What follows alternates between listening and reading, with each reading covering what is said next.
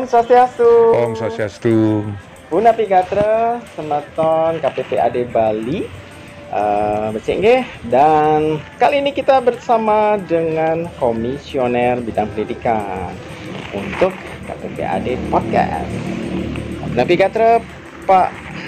Baik dengan semangat terus, apalagi pandemi sekarang sudah mulai mereda, tapi tetap protokol kesehatan. Kalau lagi rame-rame, jangan lupa pakai masker, jaga sehat karena Omikron belum hilang. Ya, terutama di lingkungan kita. Betul. Untuk di kegiatan-kegiatan yang tertutup lah begitu. Tapi tetap jaga imun loh. Pak Kade, ya. Kita tahu nih Pak Kade sangat konsentrasi dalam dunia pendidikan. Betul. Terutama juga KPPAD Sematon KPPAD Sanangsami. Pak Kade sudah membidangi sebagai komisioner bidang pendidikan sejak 5 tahun yang lalu ya? Ya, 2016, 2021. Tapi kalau yang sebelumnya yang 2008 sampai 2011 itu belum terbagi dengan bidang-bidang yang spesifik. Nah, gitu. Jadi sekarang ini kembali membidangi pemenuhan anak untuk pendidikan, pengisian waktu luang dan kegiatan budaya. Ya. Pada saat ini berarti ada expertnya nih, ada Pak Kade Aryase.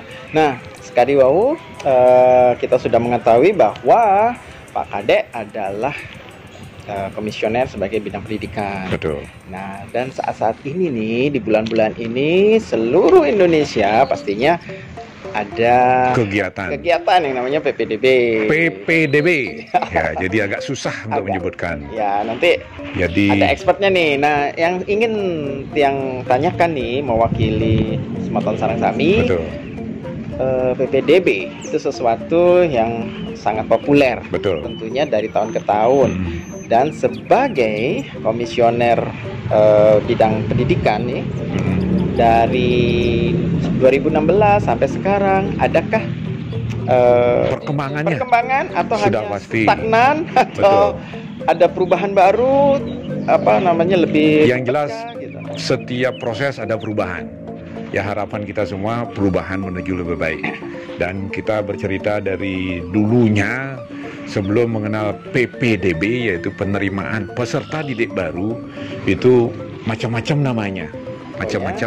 Jadi sebelumnya ada namanya seleksi untuk masuk sekolah gitu, kemudian ada menyebut namanya apa itu istilahnya kalau dulu seperti seleksi penerimaan murid. Seleksi penerimaan siswa baru gitu. Jadi siswa baru.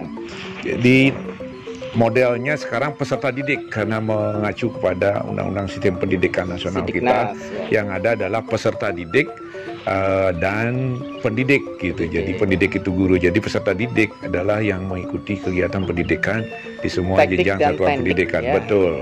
Jadi sekarang ini setiap yang namanya tahun ajaran baru segera muncul, dimulai, jadi para orang tua pada sibuk yaitu mempersiapkan anak-anaknya. Nah, ada yang ini enggak? Dulu saya kan juga pasti tahu lah ya kalau ada PPDB atau tadi yang lama itu dengan seleksi itu ada problema sudah pasti karena setiap orang tua menginginkan anaknya yang terbaik, terutama untuk sekolahnya. Kalau dulu ada istilahnya sekolah favorit atau bahkan sekolah unggulan, sehingga orang tua berjubel-jubel ingin memasukkan dengan terpaksa dan memaksakan gitu, sehingga banyak sekali ada istilah KKN dan lain-lain, kemudian permainan dari berbagai pihak.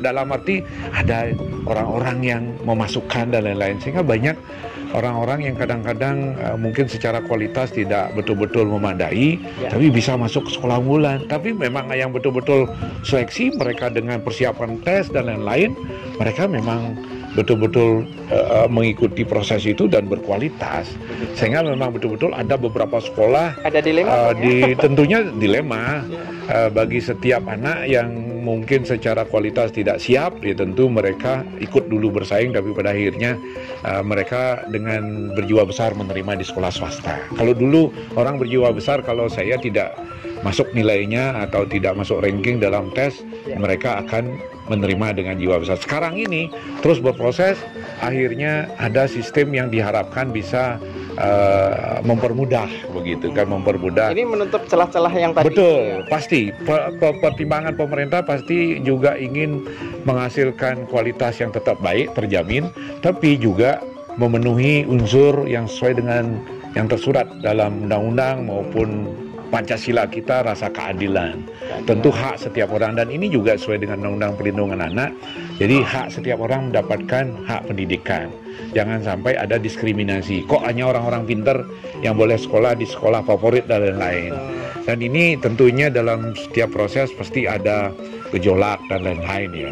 Sehingga beberapa tahun sebelumnya seperti kita ketahui PPDB itu menjadi momok bagi setiap sekolah. Kadang-kadang mereka sebenarnya punya kuota rombel hanya sekian kapasitasnya, tapi mereka kadang-kadang harus terpaksa menerima tambahan. Karena terutama apa? Yang favorit ya Pak? Yang favorit. Nah, mereka terpaksa harus menerima tambahan siswa karena memang minat, niat dan keinginan, kemudian tanda petik gitu, ada titipan-titipan itu tidak bisa dipungkiri. Sehingga banyak yang protes. Bahkan tahun-tahun sebelumnya pernah terjadi kasus, yaitu sebuah sekolah sampai pintu pagarnya digemok oleh orang tua karena merasa nggak puas. Kok anak saya tidak dapat? Tapi ada juga sebuah sekolah tidak ada yang meminatin, kekurangan siswa. Karena apa? Jaraknya jauh. Kemudian mungkin dinilai kurang berkualitas. Nah itu juga, tapi bahkan ada cerita setelah sebelumnya seleksi penerimaan siswa baru dengan sistem tes dan lain-lain, kemudian ada proses perubahan-perubahan sehingga akhirnya muncul istilah PPDB. Kemudian yang sebelumnya PPDB yang penerimaan peserta didik baru masih membawa berkas ke sekolah, mereka menyetor kemudian beramai-ramai, bahkan berjubel-jubel mengantre, bahkan di situ sampai korban, korban, bahkan itulah anak ada yang nangis dan lain-lain. Tapi inilah tantangan orang tua. Tapi pemerintah terus berubah seperti kita awali tadi, tidak ada suatu yang abadi itu perubahan, dan pemerintah mengikuti suatu keabadian ini membuat perubahan. Dan kita dengar di tahun ini sudah rata-rata menerapkan sistem online. Jadi sistem online ini betul-betul sudah didukung dengan sistem IT, teknologi yang bagus, sehingga siapapun dengan mudah bisa mengakses dan bisa mendaftar dengan memasukkan berkas dan lain-lain. Bahkan saya juga sangat berbahagia dan kita semua tentu berbangga juga karena anak-anak kita secara tidak langsung berkat sistem ini akan mengenal teknologi itu secara otodidak begitu. Tapi ini pasti ada kaitannya dengan sistem lain dong ya, karena kalau itu hanya sekarang secara online dan dulu itu offline, pasti tidak, ya ada perubahan tapi tidak signifikan. Sekarang itu ada apa Pak? Zonasi gitu? Yang jelas itu semua selain sistem online, sebelumnya pemerintah sudah menerapkan yang namanya 3 sistem atau 3 sesi. Yang pertama adalah sesi yang didasarkan atas afirmasi, kemudian juga perpindahan orang tua, kemudian juga prestasi. Dan itu diberikan kesempatan jalur-jalur itu untuk masyarakat, misalnya dari keluarga kurang mampu atau miskin yang memiliki kartu Indonesia Sehat dan lain-lain sejenisnya itu, kemudian diberikan anak-anak yang unggulan, memiliki prestasi di berbagai bidang, akademik, mungkin juga seni budaya. Bahkan di Bali khusus memberikan kesempatan untuk anak-anak yang mempunyai prestasi di bidang seni budaya, karena disadari betul bahwa Bali ini besar karena aspek seni budaya. Misalnya mereka berprestasi menjadi juara penari atau pemain gamelan, penabuh, kemudian bahkan berbagai jenis seni budaya itu diberi kesempatan. Itu ada jenjang di tingkat provinsi, di tingkat kabupaten kota, dan tentu juga berkegiatan. Nah, tentunya juga diberikan kesempatan untuk masyarakat yang orang tuanya tugas sebagai aparat penegak hukum, TNI, ASN, dan lain-lain yang berpindah daerah, tentu diberikan kesempatan karena mereka harus juga tidak terlalu jauh dari orang tuanya. Dan itu untuk yang jalur pertama. Kemudian ada jalur berikutnya adalah jalur zonasi yang menentukan wilayah. Dari dulunya orang masih bingung wilayah yang mana, jarak apa dipakai, kemudian pemetaan itu sangat sulit dan ribet. Bahkan ada kejadian yang tahun lalu yang sangat miris juga, seorang anak yang jaraknya kurang dari 1 kilometer tidak mendapatkan di sekolah negeri karena dikiranya anak itu memiliki kondisi yang tidak memungkinkan di sekolah tersebut. Kenapa? Padahal anak itu menurut kondisi bahwa 1 zonasi, 2 seharusnya memiliki kesempatan karena penyandang disabilitas. Dan itu yang tidak dicantumkan istilahnya surat keterangan di dalam surat yang disetorkan, karena dulu sistemnya secara berkas disetorkan di sekolah, sehingga akhirnya masuk berita, kemudian setelah diverifikasi ulang, kemudian kita dari KPPAD Provinsi Bali ikut mengadvokasi, oh ternyata anak ini akhirnya bisa diterima, dan akhirnya sekarang pun anak ini sudah lulus 3 tahun yang lalu dan sekarang menuju ke satuan pendidikan tingkat SMK, dan dari awal kita advokasi anak ini siap diterima untuk di sebuah sekolah SMK negeri yang memang diminati juga oleh anak ini untuk di bidang komputer, dan itu salah satunya. Tapi juga ada anak yang sebenarnya dekat rumahnya, tapi beliau orang tuanya tidak memiliki kakak di lingkungan mereka domisili atau belum memiliki surat domisili. Nah itu seperti yang ini yang contoh-contoh kendala-kendala itu dulu kan sempat menjadi heboh, banyak yang mencari domisili yang lincah. Mereka bisa mencari domisili setahun sebelumnya, atau mereka yang lincah bisa menitip anaknya di kejadian-kejadian yang kadang-kadang bisa menjadi permasalahan baru. Tapi saat ini ya tentu dengan sistem online ini mereka sudah disiapkan dokumen kalau mereka perpindahan, kemudian mereka afirmasi dokumen apa yang disiapkan. Kalau mereka mengalami kesulitan, saya mengunjungi di sebuah sekolah SMP maupun di SMA, SMK gitu, kita temui di situ anak-anak dibantu. Misalnya mereka mengalami sulit untuk online, mereka tidak ada jaring internet yang memadai, atau mereka tidak memadai dari infrastruktur fasilitas yang mendukung. Kemudian mereka difasilitasi dengan harapan semua anak bisa terpenuhi haknya, yaitu hak untuk mendapatkan pendidikan yang sama. Memang saat ini belum kelihatan untuk tahun ini secara pendaftaran sepertinya kondusif, semua melancar-lancar saja. Mudah-mudahan nanti, karena tadi sudah disebutkan waktu kita bertemu dengan Komisi 4 DPRD Provinsi Bali yang memang membidangi di bidang pendidikan ini, termasuk juga concern untuk memfasilitasi proses kegiatan PPDB ini supaya tidak sama terjadi seperti tahun sebelumnya, dengan harapan semua lebih baik. Dan disebutkan di situ salah satunya bahwa pengumuman serentak nanti tanggal 4 Juli ini. Mudah-mudahan tanggal 4 Juli ini betul-betul juga suasana kondusif. Jadi semua menerima dengan lapang dada, semua menerima dengan kondisi yang sudah diputuskan, dan tidak ada lagi kejadian yang seperti tahun lalu ada di sebuah sekolah. Ternyata sekolah itu terlalu berjubel, sehingga sampai masuk berita bahwa anak-anak di sebuah desa yang sebenarnya masuk ruang lingkup zonasi, ternyata ada yang tidak mendapat kesempatan di sebuah sekolah SMP negeri. Kemudian diangkatlah berita, ternyata di satu ruang kelas itu melebihi kuota, bahkan lebih dari 40. Pada kualitas kuota untuk tingkat satuan SMP itu hanya 36 atau 38 maksimal. Bahkan lebih dari 40. Saya mengunjung langsung ada yang 50.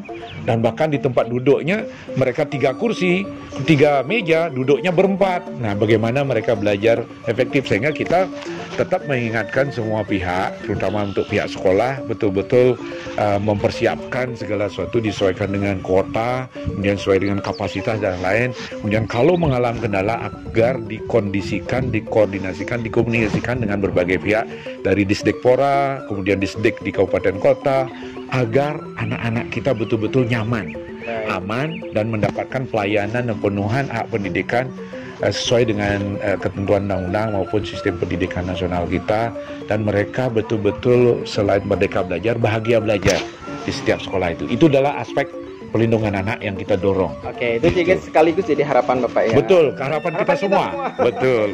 Oke, tadi sebelum ditutup dan sebagainya, selama ini kan Pak Kadek mengawal juga ya. Betul. Ada nggak yang perlu, ini belum pengumuman final sih. Betul. Tapi kan pasti ada beberapa yang mungkin jadi indikator nih. Betul. Untuk perbaikan di tahun depan, meskipun kita belum final. Menurut Pak Kadek apa nih yang perlu digawangin lah? Sebenarnya kita ingin pemerintah ini juga menekankan bahwa jangan sampai seluruh orang tua atau sebagian besar orang tua terlalu terobsesi harus di sekolah negeri. Karena bayangan mereka kalau orang tua itu bahwa kalau sekolah negeri semua gratis. Padahal pada kenyataannya pendidikan itu tidak sepenuhnya gratis. Jangan berharap 100%, mungkin 75% berharap. Kenapa? Karena pada kenyataannya tidak memungkinkan biaya operasional pendidikan di setiap sekolah, apalagi satuan pendidikan jenjang satuan pendidikan SMK yang membutuhkan praktek dan lain-lain. Itu pasti akan membutuhkan biaya yang tidak hanya bisa mengandalkan dana BOS. belum lagi sekolah-sekolah yang lain. Jadi ini belum biaya praktek. Kadang-kadang guru di sekolah itu tidak mencakup seluruhnya ASN yang dibiayai untuk gaji itu dari pemerintah.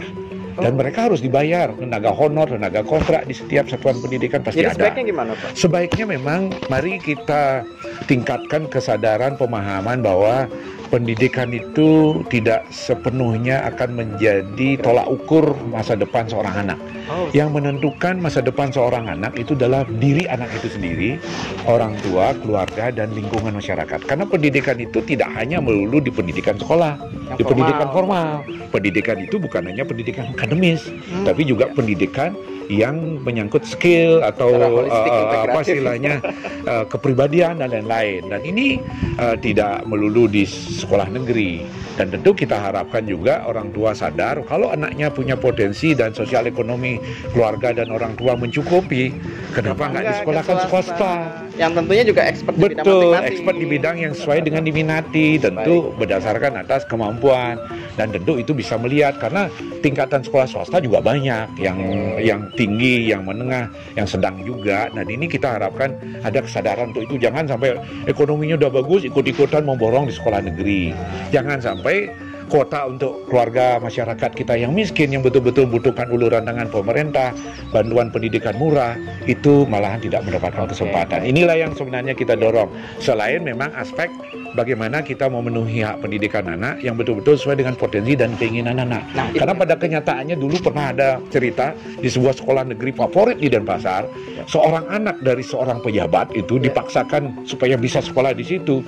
Ternyata sekolah itu penuh disiplin waktu, disiplin belajar, kerja keras, kemudian kegiatan-kegiatan cukup padat, kemudian juga tuntutan-tuntutan nilai yang ketat, kemudian persaingan yang ketat di antara mereka sehingga mereka terpacu untuk berprestasi. Sedangkan anak ini ternyata tipenya santai, maunya enak, maunya mudah. Ternyata nggak kuat di situ. Akhirnya mereka nggak pernah masuk, sering bolos. Kemudian akhirnya guru-guru juga bingung. Nah, ujung-ujungnya akhirnya diminta dipindahkan. Karena memang keinginan anak itu nggak bisa dipaksakan oleh orang tua. Dan kejadian ini bukan hanya 1-2 orang anak, terjadi di beberapa sekolah favorit. Karena mungkin sekolah favorit menetapkan betul potensi anak ya. Potensi anak, kemampuan, kepribadian itu harus disesuaikan. Kita nggak bisa memaksakan. Makanya sekarang juga ada kurikulum merdeka. Nah, jadi kesempatan merdeka, betul. Anak juga dilatih untuk bertanggung jawab dengan minatnya, Pak, betul. Baik, terima kasih Pak Kade. Sama-sama. Panjang lebar dan tadi harapannya, harapan dari Pak Kade dan kita semua tentunya. Betul. Termasuk KPPAD Provinsi Bali. Betul. Dan tentunya akan lebih baik nanti ke depannya langkah-langkah yang perlu diambil oleh pemerintah dan juga tentunya bukan pemerintah saja tetapi kita semua orang tua yang bisa mendengar aspirasi anak juga dan mengetahui potensi anak. Betul. Tidak bukan piringnya yang perlu disiapkan ya, tetapi apa isinya, isi gisinya. Betul.